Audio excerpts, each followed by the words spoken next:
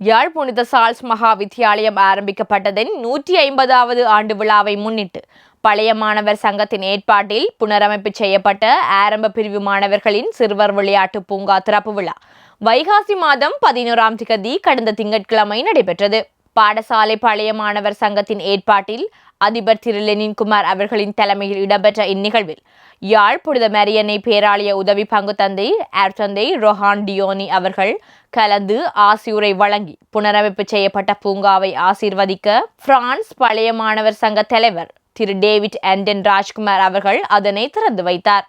இந்நிகழ்வில் யாழ் மாநகர சபை பிரதி முதல்வர் இம்மானுவேல் தயாளன், யாழ் கல்வி வலய கிறிஸ்தவ பாட உதவி கல்வி பணிப்பாளர் திருமதி விக்டோரியா,